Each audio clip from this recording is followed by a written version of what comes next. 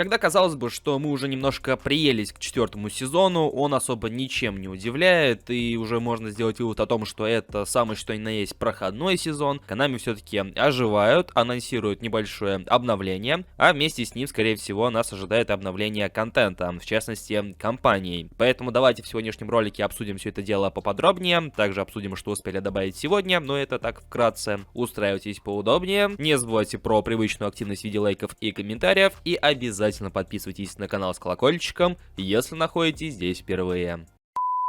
Друзья, вы знаете, что наше блогерское и стримерское сообщество по eFootball не столь велико, как по той же FK24, и стримеров можно пересчитать по пальцам обеих рук, а поэтому каждый новичок в нашем комьюнити стоит отдельного внимания. И один из таких Роуз. Возможно, вам уже доводилось слышать о нем, будь то на стримах у кого-нибудь из блогеров или просто в сообществе eFootball. И вот теперь он начинает свою сольную стримерскую карьеру. Поэтому, если вам хотелось пронаблюдать в прямом эфире, как кто-то играет в дивизионах, просто обозревает оперативное обновление в eFootball, то канал Роуза будет отличным пристанищем для этого решения. Поскольку он у нас начинающий стример, ему крайне необходима ваша поддержка, поэтому все необходимые ссылки вы найдете в описании и в закрепленном комментарии. Подписывайтесь и поддерживайте его прямые трансляции своим вниманием.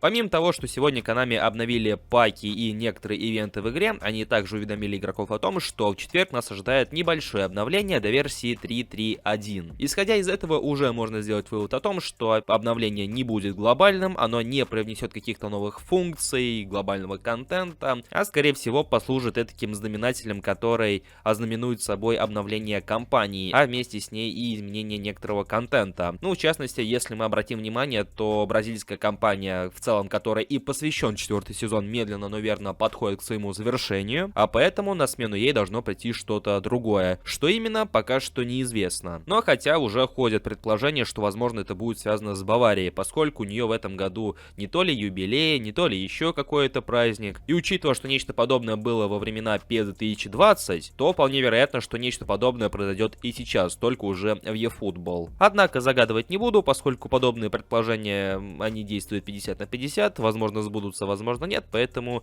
не хочется играть в русскую рулетку. Но факт остается фактом. До начала 5-го сезона в eFootball мы получим еще одно небольшое обновление, которое обновит игру до версии 3.3.1, а это значит, что, скорее всего, с обновлением до 5-го сезона нас ожидает обновление уже до версии 3.4.0. Вполне вероятно, о котором мы говорили вот в этом ролике. Подсказка выскочила в правом верхнем углу. Как раз таки вчера в своем твиттер-аккаунте Ренан Гальвани рассуждал, что пока что доподлинно неизвестно, каким именно будет обновление вместе с 5-м сезоном. Не то ли глобальным, не то ли маленьким, но исходя из того, что маленькое обновление нас ожидает опять же до 5-го сезона, вполне вероятно, что то самое, так сказать, долгожданное обновление до версии 3.4.0 мы получим уже непосредственно с 5-м сезоном. И скорее всего нам даже не придется ждать конца марта, начала апреля. А я напомню, что именно с этим временным промежутком связывали возможный выход в версии 3.4.0. Возможно, это случится пораньше, 7 марта. Именно тогда и завершится текущий сезон. Ну и совсем уж вкратце про контент, который добавили сегодня. Это, как и всегда, очередное обновление паков, обновление эпического пака, но, что интересно, мы не получили бигтаймовский пак, как это было с игроками Милана и Интера, которые шли друг за другом. Но почему-то тот же самый Манчестер Юнайтед Konami решили пока что не добавлять. Особенно, когда Юнайтед в последних матчах, скажем так, набрал форму и наконец-то не выглядит столь жалко, как это было на протяжении всего сезона. Вернули один из предыдущих ивентов, а в частности Tasting My Limit, с интересной концепцией, но с крайне скудными наградами, будем честны. Ну и также игрокам стал доступен второй квалификационный раунд ивента eFootball Championship Open. В общем-то, хоть какое-то разнообразие от тематических ивентов со сборными, семейными лигами, которые мы и так наблюдаем в каждом последующем и предыдущих сезонах. Но даже этот контент не отменяет всего ранее сказанного мною, поскольку 4-й сезон стал невольной затычкой между 3-м и 5-м. 3-й был достаточно глобальным, который принес какие-никакие, но все-таки новые функции, новый контент и прочие плюшки. Точно так же, как и 5-й, вроде как ожидается глобальным, если вместе с ним будет обновление до версии 3.4.0, которое должно привнести достаточно нового контента, в отличие от 4-го сезона. Ну а что думаете на весь этот счет вы, дорогие друзья? Ваше мнение, как и всегда, я буду рад рад узнать в комментариях под этим роликом.